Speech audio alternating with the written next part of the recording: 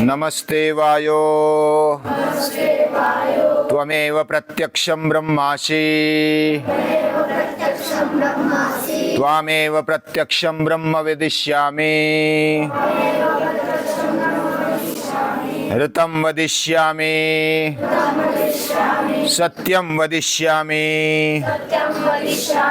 तन्मामवतु तद्वक्तारमवतु अवतु माम् अवतु वक्तारम्। ओम शांति शांति शांति।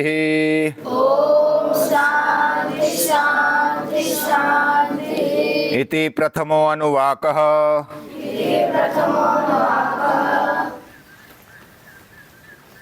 हम हर रोज जैसा शारीरिक व्यायाम करते हैं, मेहनत करते हैं, उसी प्रकार मानसिक और बौद्धिक मेहनत भी हम लेना चाहते हैं और इसलिए मनन चिंतन हर रोज होता है। हमारे मन बुद्धि को शुद्ध करने के लिए इसकी आवश्यकता है। जैसे शरीर को शुद्ध करने के लिए हलचल की, व्यायाम की, सूर्य नमस्कार की आवश्यकता होती है, उसी प्रकार मन बुद्धि को भी मेहनत चाहिए। एकाग्रता का अभ्यास, ध्यान का अभ्यास और कुछ प्रश्न, वाद विवाद, संवाद, इसके द्वारा हमारे मन बुद्धि का डेवलपमेंट होता है। हम बहुत बार विचार करते हैं हमारा जीवन यानी मनुष्य जीवन ये विशेष है और इसलिए वो दुर्लभ माना जाता है। दुर्लभम मानुष्य जन्म, मनुष्य जन्म दुर्लभ है और दुर्लभम भारतीय जन्म, भारत में भी जन्म लेना दुर्लभ माना जाता है। तो बाकी देश क्या पात्र नहीं है? ऐसा भी नहीं है, वहाँ भी महापुरुष हो गए, लेकिन यहाँ जो परंपरा चल रही है संतों की, महापुरुषों की, ऋषियों की, मुनियों की जो परंपरा है, ये जो भूमि है यह सुजलाम सुफलाम है। जिधर मेहनत ज़्यादा है, जिस जमीन को ज़्यादा कसा जाता है और उसको बहुत ही सुजलाम सुफलाम किया जाता है, ऐसी जमीन में बीज और फसल भी अच्छे उगते हैं और अच्छे पनपते हैं। और इसलिए इधर ये ऐसी परंपरा है, हर गांव में, हर मोहल्ले में कोई ना कोई ऐसा महान व्यक्ति निर्माण हो जाता है।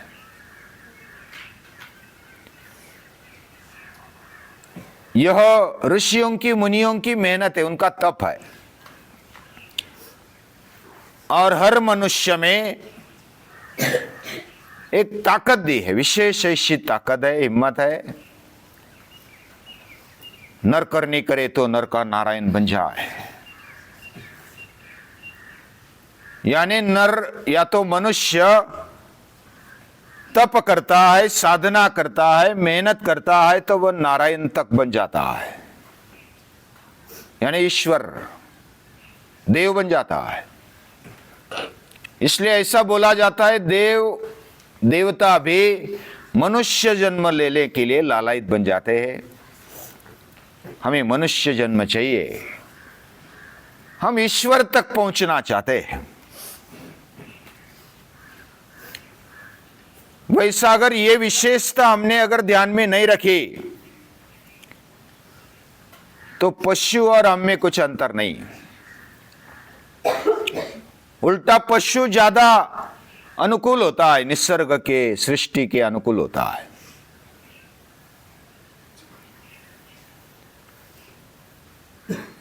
पशु का होत पनहिया, नर का कुछ ना होए। पशु का होत होय पनहिया, नर का कुछ ना होए। नर करनी करे तो नर का नारायण होए।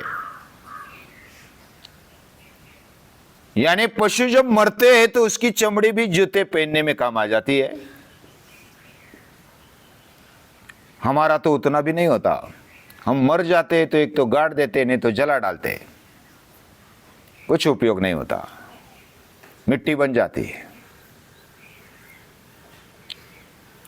लेकिन अगर हमारी में जो विशेषता है, जो भी वैशिष्ट है, उसको अगर जान लिया जाए, हमारी ताकत को, हमारी संभावनाओं को अगर परख लिया जाए,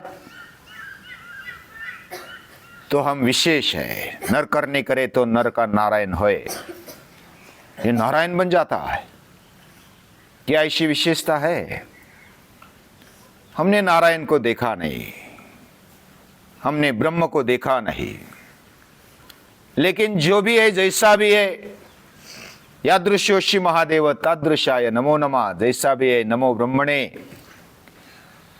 ब्रह्म को नमस्कार करते हैं। तू जैसा भी है वैसा तुझे नमस्कार है। लेकिन उसको पहचानने के लिए, उसको जानने के लिए कर्म करना होता है। यही तैत्तिरीय उपनिषद की विशेषता है कि वो कर्म प्रधान है। कर्म करते करते हमें ज्ञान होते जाता है। इस पर कुछ हमने मनन चिंतन किया। जैसा भी हम करते जाते, हमारा आत्मविश्वास बढ़ जाता है और हम आगे चलने के लिए काबिल बन जाते हैं और श्रद्धा बढ़ जाती है, आत्मश्रद्धा बढ़ जाती है और एक एक कदम हम बहुत ही विश्वास के साथ रख सकते हैं। जैसा बैटरी वाला होता है ना, उसका प्रकाश तो लंबा नहीं जाता। या तो लालटेन जिसके पास है, भी तो लालटेन नहीं रहे, बैटरी है। बैटरी भी कितनी दूर तक जाती है? ज्यादा दूर तक नहीं दिखाई देता। यहां से 7-8 किलोमीटर, 20 किलोमीटर, 50 किलोमीटर दिखाई नहीं देता बैटरी से। लेकिन जब आगे आगे चलते हैं तो हमें दिखते जाता है, हमें स्पष्ट होते जाता है। उसी प्रकार हमारे पास जो भी है उसका उपयोग कैसे करना, हमारे ऋषियों ने वायु की तरफ देखा। नमस्ते वायु, हे वायुदेव तुझे नमस्कार है। वायुदेव के पास क्या क्या है? और त्वमेव प्रत्यक्षम ब्रह्मासि, तू ही ब्रह्मा है। त्वमेव प्रत्यक्षम ब्रह्म वदिष्यामि, मैं तुझे ही ब्रह्म बोलूंगा, क्योंकि मुझे ब्रह्म दिखता नहीं। मुझे जो समझ में आता है, अनुभव में आता है, प्रत्यक्ष मुझे प्रेरणा मिलती है, ऐसे को मैं ब्रह्म मानूंगा, बोलूंगा। और ये प्रैक्टिकल है। यानी जो भी हमें समझ में आता है, हमारे दिमाग में आता है, वही मानना चाहिए। और अगर समझ में नहीं आया तो पूछना चाहिए। यानी प्रश्न जब पूछते हैं तो हमें सत्य की तरफ जाने के लिए रास्ता बनते जाता है। सत्य क्या है? हमें दिखाई नहीं देता। ब्रह्म क्या है?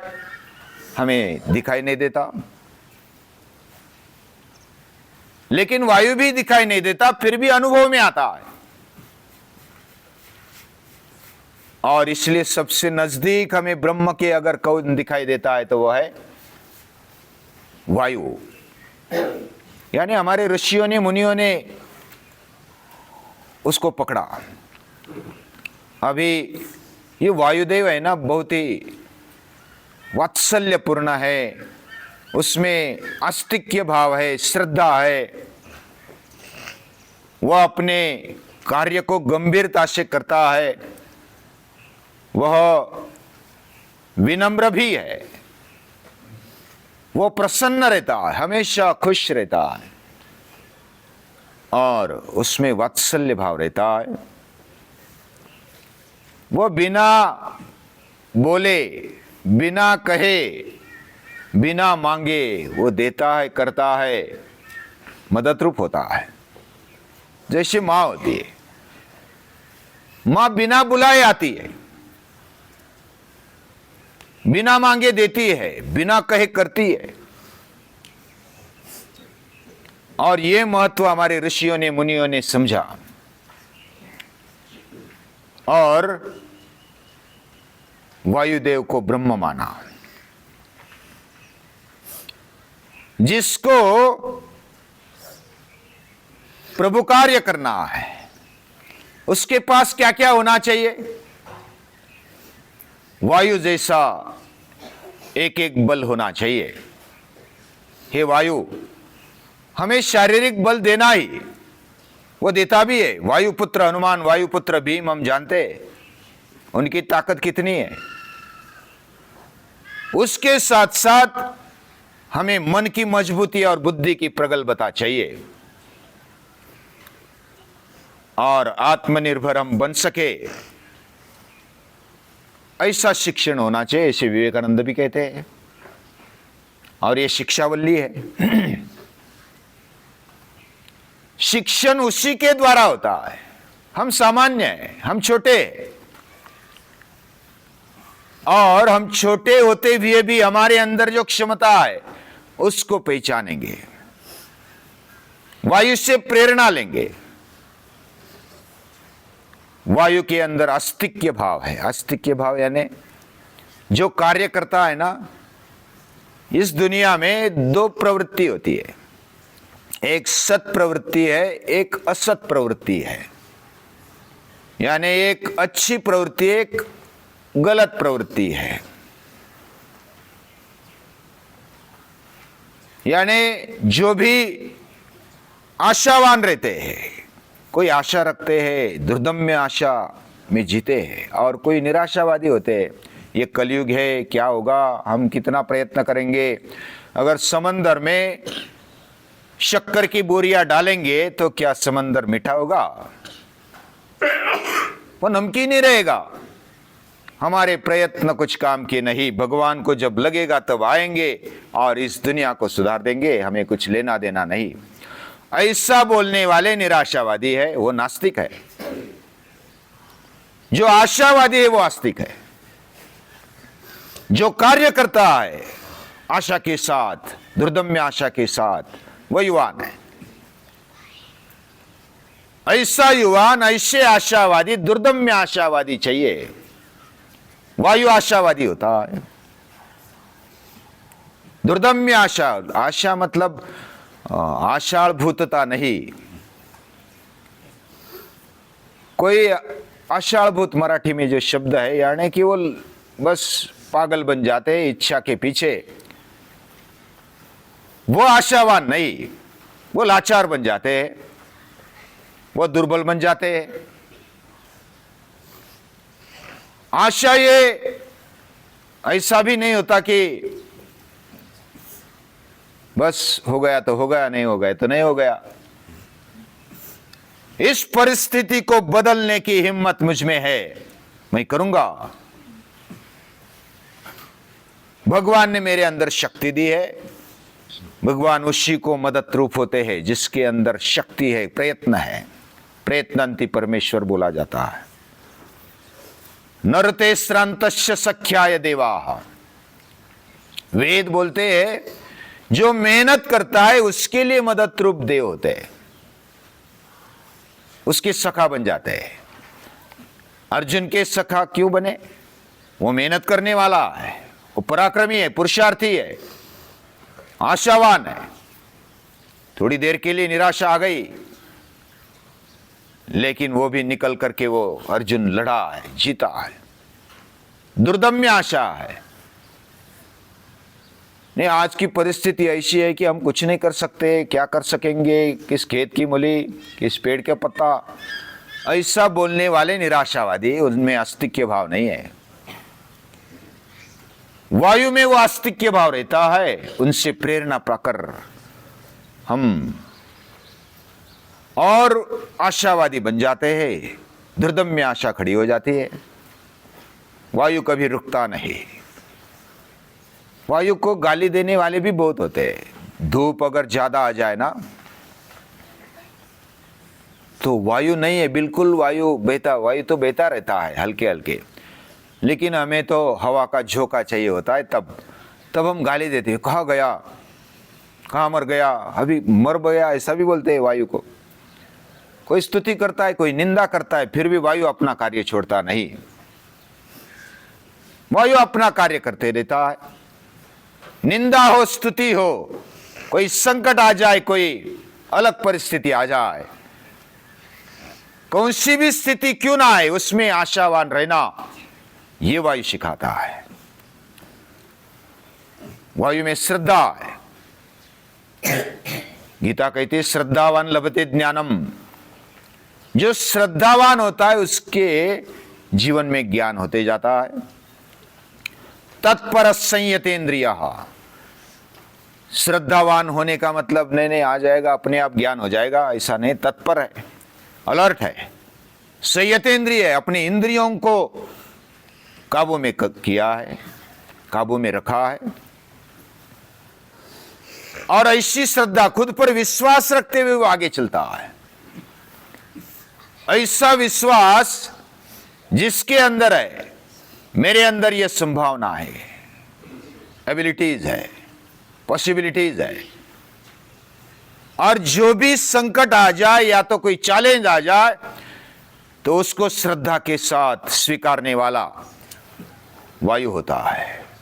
वायु कभी ढीला ढाला नहीं होता। वायु में बहुत ताकत होती है। हनुमान कभी ढीले ढाले हो गए? वे श्रद्धा के साथ आगे बढ़ते हैं। मैं राम का काम कर रहा हूं, हनुमान पीछे नहीं हटा। कौन सी भी परिस्थिति में वो ढीला नहीं बना है। लक्ष्मण मूर्छित हो गया है और उस अवस्था में बाकी तो रोने लगे, क्या होगा, कैसे होगा। हनुमान ने बोला कि मैं लाता हूं, क्या चाहिए। द्रोणागिरी पर्वत उठाकर लेकर आए। यह श्रद्धा होती है, आत्मश्रद्धा होती है। वायु प्रसन्न रहता है, गंभीर होता है। गंभीर का मतलब ऐसा ही मुंह लटका के बैठा है और कुछ हलता नहीं, डुलता नहीं, ये गंभीरता नहीं है। गंभीरता में मैं मेरे लिए जो भी समय मिला उसकी बर्बादी नहीं करूंगा। मुझे जो भी शक्ति मिले उसका सदुपयोग करूंगा, यह गंभीरता है। मुझे जो शक्ति मिली, समय मिला, उसका योग्य उपयोग मैं करूंगा। और ये गंभीरता से वो लेता है, जीता है, वह गंभीर है। वो प्रसन्न रहता है, प्रसन्नता कभी हटती नहीं उसकी। उसके एक झोंके मात्र से हम प्रसन्न बन जाते हैं। हमारी नींद उड़ जाती है, आलस्य दूर हो जाता है। हवा का झोंका अगर आ जाए तो प्रसन्नता आ जाती है। प्रसन्नता टूटनी नहीं चाहिए। किसी को आनंदी हम बना सकते हैं क्या? जिसको खुद आनंदी नहीं लगता उसको कैसे आनंदी बना सकते हैं? No one can make man happy, makes man happy, but he must learn how to be happy. उसको सीखना चाहिए कैसा आनंदी बनना है। कोई समंदर की लहरें देखकर डर जाता है और डर के भाग जाता है, समंदर में घुसता ही नहीं। लेकिन जो लहरों पर खेलना जानता है वो उसके साथ खेल खेलता है। उसको तो आनंद आता है, लहर आती है, संकट आता है तो और उसको मजा आती है, बड़ी लहर आती है तो उसको होता है अरे वाह अभी तो चैलेंज मिला, अभी अच्छा खेल, मजा आएगा, वो आनंद लेता है। हम डर जाते हैं। कोई भी संकट आ जाए उसमें प्रसन्न रहने की ताकत होनी चाहिए। संत तुकाराम महाराज के जीवन में एक प्रसंग हुआ, वे हमेशा प्रसन्न रहते थे। एक ऐसी जो विधवा थी, जो तरुण थी, युवती थी, लेकिन विधवा बन गई। लेकिन विधवा बनने के बाद भी वो गर्भवती हो गई। उसके पेट में गर्भ पनपा और वो अभी क्या करे, लोग नाम या तो डांटेंगे, निंदा करेंगे, तो आत्महत्या करना ही बेहतर है। वो आत्महत्या करने के लिए कुएं के पास चलने लगी कि मैं कूद लगाऊंगी और आत्महत्या कर लूंगी। उस समय तुकाराम महाराज, उन्होंने देखा ये किधर जा रही है, रोती हुई है और जा रही है, आत्महत्या करने के लिए जा रही है, ऐसा उनको आभास हुआ। उन्होंने पूछा अरे बेना किधर जा रही है? बस मुझे अभी क्या जीने में कुछ मतलब नहीं अभी, और मैं गर्भवती हूं, किसका नाम ले लूं और लोग क्या कहेंगे मुझे, मैं मर जाना ही चाहती हूं। तुकाराम महाराज वो आशावादी है, वो लोगों को जीना सिखाते हैं। तो वो बोलते हैं कि इसमें क्या बड़ी बात है, आत्महत्या मत कर, ये आत्महत्या करना ये अच्छी बात नहीं है। तो क्या करूं मैं, किसका नाम ले लो? मेरा नाम ले ले, मेरा नाम ले ले। ये इतना आसान नहीं बोलना। तुकाराम महाराज वैसे बोलते, वो तो बस तुकाराम का नाम ले लेते हैं कि तुकाराम के कारण मेरा गर्भ ठहरा। तो तुकाराम की दिंड निकाली, गधे पर उसकी विटंबना की और उनको कोई बोलता नहीं था। उनको एकांत मिल गया, घडे एकांताचा वास, विटंबिती पुरे रांडा, घड़े एकांताचा वास, यानी कि वो एकांत में अभी बैठने लगे। कोई मिलने जाता तो नाम रखते, निंदा करते, ऐसा बाहर से इतना तत्वज्ञान सिखाता है, पढ़ाता है और ऐसी गलिच्छ काम करता है, पाप करता है, ये अच्छा है क्या? बड़ी बड़ी बातें करता है केवल।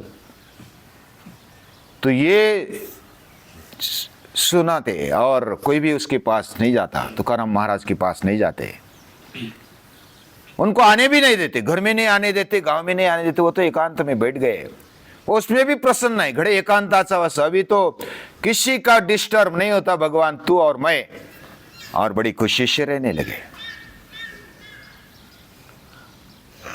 उनके जीवन में वात्सल्य भाव है।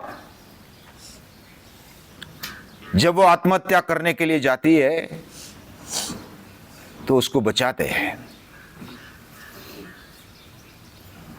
और मन में एक विश्वास है, वेदांताचे अर्थ अमाशीच ठावा, इतरांनी वाहवा भार माथा, ये विश्वास के साथ वो जीते हैं। वेदों का अर्थ सच्चा हमें पता है, मुझे पता है, बाकी तो बस शास्त्र पढ़े हैं, विद्वान भी है, बोलते हैं, या तो बड़बड़ करते हैं लेकिन अंदर कुछ उतरा नहीं। ये वात्सल्य भाव उनमें दिखाई देता है। ये वायु के पास है। वायु के अंदर क्या क्या गुण है? वात्सल्य भाव है, उसके पहले नम्रता है, गंभीरता है,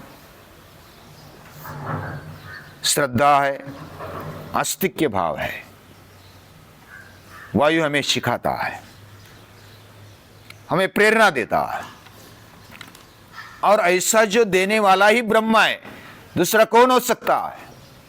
त्वमेव प्रत्यक्षम ब्रह्मासि, त्वामेव प्रत्यक्षम ब्रह्म वदिष्यामि, मैं तुझे ही ब्रह्म बोलूंगा।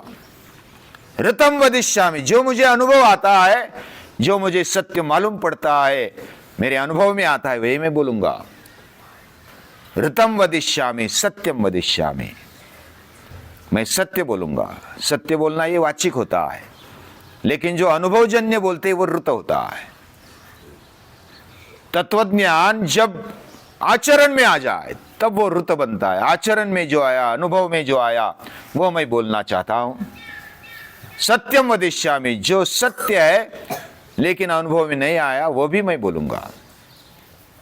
तन्माम अवतु, मेरा रक्षण कर ले हे वायु। मेरे इन विचारों को, आस्तिक्य भाव को, श्रद्धा को, गंभीरता को, नम्रता को, प्रसन्नता को और वात्सल्य भाव को तू बचा ले। मुझे कार्य करना है, मुझे आपको समझना है, तो मुझे ये शक्ति चाहिए, कार्य करने की शक्ति चाहिए, ये भाव चाहिए। तुझे नमस्कार है, प्रणाम है।